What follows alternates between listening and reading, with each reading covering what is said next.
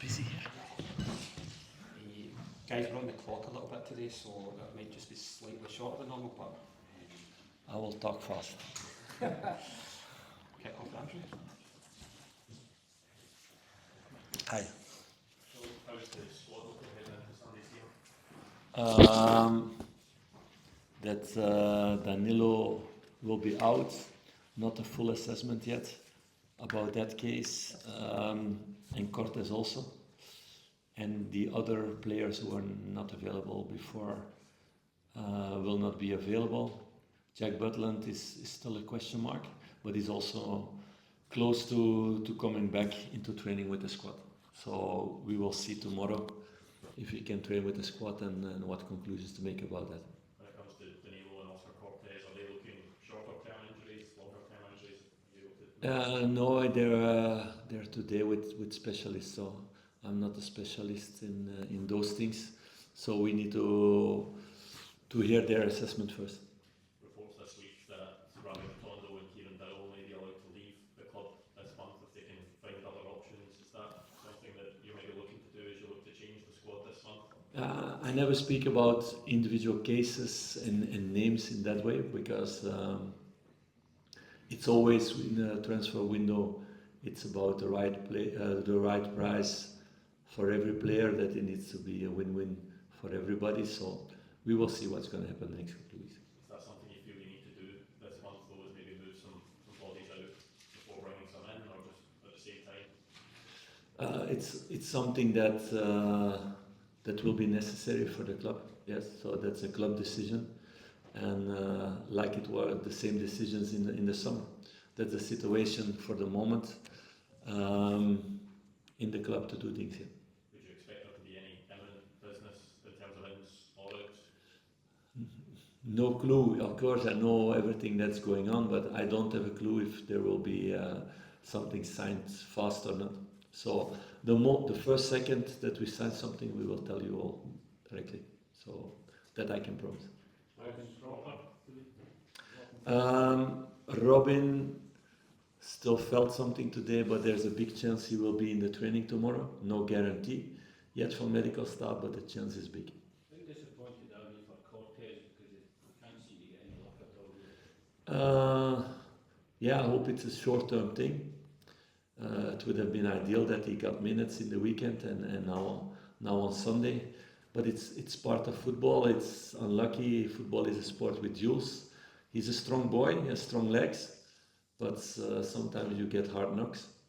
So that's part of football. And like you say, he had a lot of bad luck the last couple of months, and disappointing for him because he's somebody with a good mentality, who wants to work hard, who's ambitious to make the right steps, who showed also good quality in the first weeks that he was here.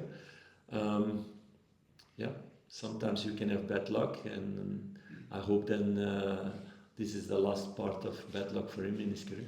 Obviously committed to signing him in the summer for a big fee. Are you still 100% sure that he's going to have a big impact for us? Yes, because the injuries that he had afterwards were nothing to do with the injuries that he had last season. So those are decisions made by everybody in the club, that he has the talent to do it. So when his physical state will be in a good way, so he needs rhythm for that, he needs training for that. We all know that he has the football qualities, he had the right mentality, he has the right vision also, the overview in the final third. What is very important to have this composure. He showed all of that, so I don't see any reason why he would not make a good career here at Rangers. You said that Esther spoke recently about hoping to stay at the club, that the club may look to move him on. Have you spoken to him about his future here? I've spoken with Cyril why he played less than before, yes, and that's because of the evolution of Hamza also. So we will see what happens. Cyril is working really hard. He's doing everything. He's good in the group. He's a very good lad.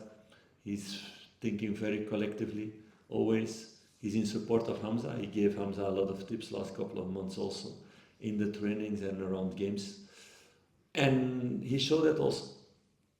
Now in the last game, the way he came in, you don't see a player who's disappointed that he's not starting, although he started a lot of games before and scored also a lot of goals. He's somebody who's there for the team. Is there a moment that he wants to play all the games? Then he needs to make a decision. If it's not the case, he's in competition with others that's playing at the top club. I feel like there's a video this morning of the new chairman addressing some of the fans in a director's box at the game during the week.